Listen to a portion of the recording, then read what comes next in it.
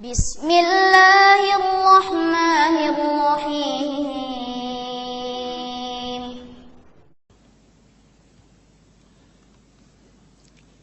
Sini ada pertanyaan. Ketika kita membaca sirah sahabat, terdapat kisah pengumpulan Al-Quran. Pada saat itu sahabat yang mulia Zaid bin Thabit radhiyallahu anhu menolak hal tersebut dengan keras awalnya. Namun setelah dibujuk, barulah mau dengan hal tersebut. Apakah pengumpulan Al-Quran ada perintahnya dari Al-Quran dan sunnah Nabi SAW?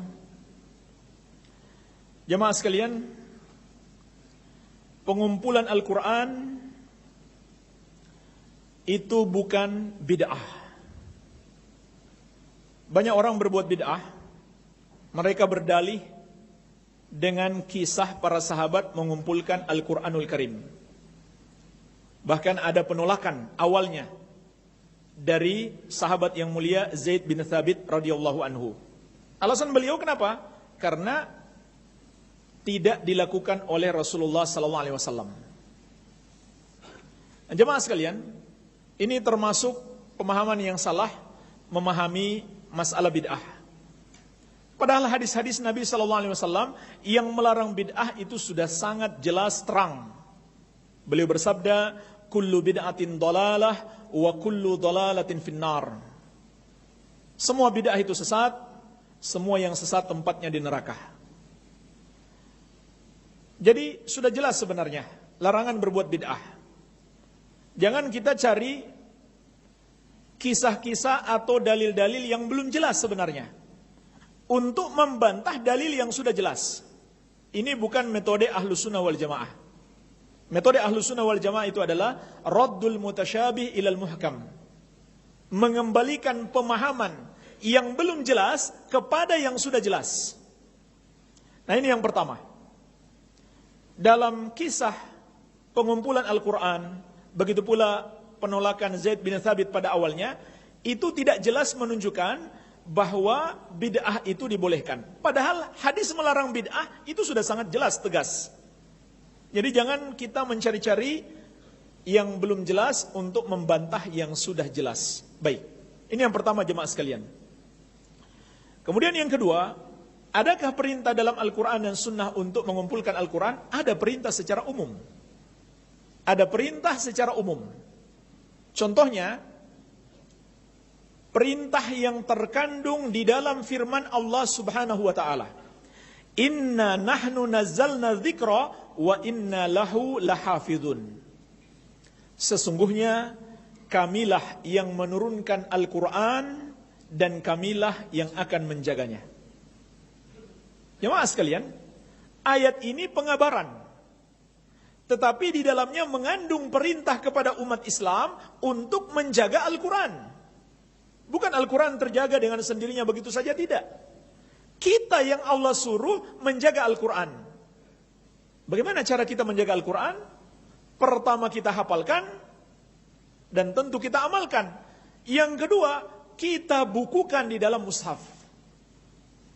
Karena kalau kita hafalkan saja, orang-orang menghafal Quran ini mati. Mau kemana lagi kita mencari ayat-ayat Al-Quran? Untuk orang-orang yang tidak hafal Al-Quran. Maka para sahabat kemudian mengumpulkan Al-Quran di dalam sebuah mushaf. Iya. Ditambah lagi, di masa Nabi Muhammad SAW, Al-Quran sudah banyak tertulis. Ada yang tertulis di kulit, dan lain-lain.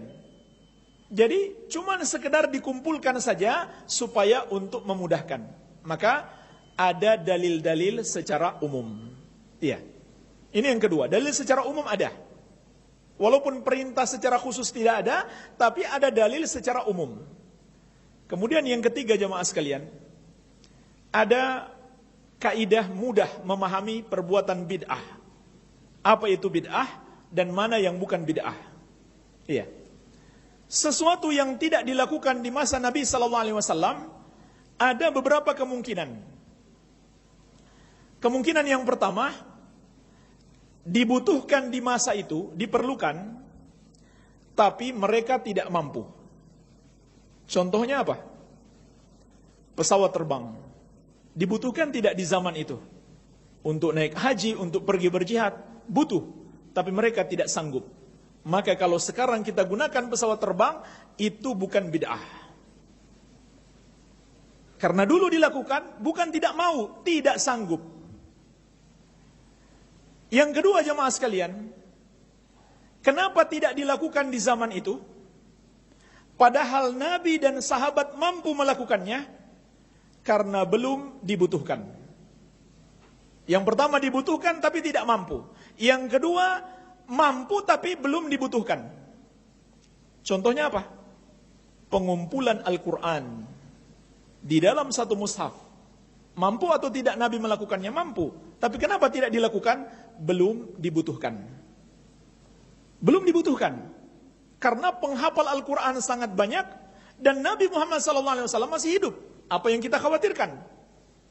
Kita nggak perlu khawatir. Al-Quran akan hilang, kita nggak perlu khawatir. Nanti setelah di masa para sahabat, di masa Abu Bakar, banyak sahabat penghafal Al-Quran wafat, barulah muncul kekhawatiran Abu Bakar. Kalau tidak dikumpulkan, habis para penghafal Quran, umat Islam semakin banyak, maka akan hilang Al-Quran. Perlu dibukukan, perlu dikumpulkan dalam sebuah mushaf. Nah, bid'ah itu adalah dibutuhkan di masa Nabi Muhammad SAW dan Nabi sanggup melakukannya, tapi tidak beliau lakukan. Itulah bid'ah. Diperlukan di masa Nabi Muhammad SAW dan beliau sanggup melakukannya, tapi beliau tidak lakukan. Itu namanya bid'ah. Contoh jemaah sekalian, peringatan hari lahir beliau. Katanya untuk menambah cinta kepada Nabi Muhammad SAW. Perlu nggak umat Islam dimotivasi untuk mencintai Nabi Muhammad SAW? Perlu, butuh. Dan mampu nggak Nabi memperingati hari lahir beliau? Mampu. Tapi kenapa beliau tidak lakukan? Karena itu bukan syariat beliau. Kemudian jamaah sekalian, jawaban berikutnya, para sahabat sepakat, terutama sahabat yang 4 ini, Al-Khulafa'ur Rasyidin, Abu Bakar, Umar, Uthman, dan Ali. Mereka berempat sepakat, Al-Quran hendaklah dibukukan. Jadi mereka ini bersepakat. Dan Nabi berpesan kepada kita, alaikum bisunnati wa sunnatil khulafa'ir rasyidin al-mahdiina min ba'di. Hendaklah kalian mengikuti sunnahku dan sunnah khulafa'ur rasyidin sepeninggalku. Bahkan kemudian bukan hanya 4 sahabat ini yang sepakat, seluruh sahabat sepakat. Dan Nabi SAW bersabda, innallaha la yajma'u ummati 'alad dhalalah. Allah tidak mungkin mempersatukan umatku dalam kesesatan. Jadi kalau mereka sudah sepakat, maka itu sudah pasti benar, nggak mungkin salah. Terakhir jamaah sekalian, kenapa Zaid bin Thabit radhiyallahu anhu awalnya tidak mau atau berat untuk mengumpulkan Al-Quran? Karena beliau mengira itu adalah bid'ah. Kenapa beliau tidak mau? Karena takut terjerumus dalam perbuatan bid'ah. Orang sekarang mereka mau berdalil dengan itu justru karena mau melakukan bid'ah. Jadi kebalikan dari apa yang ditakutkan oleh Zaid bin Thabit. Ternyata Zaid bin Thabit mengatakan, Allah melapangkan hatiku seperti Allah melapangkan hati Abu Bakar untuk mengumpulkan Al-Quran. Artinya apa? Beliau kemudian paham ini bukan bid'ah. Makanya beliau mau lakukan. Seandainya beliau masih memahami itu bid'ah, pasti beliau tidak akan mau lakukan. Walaupun siapapun yang memaksa beliau. Jadi beliau tidak melakukan awalnya karena mengira itu bid'ah.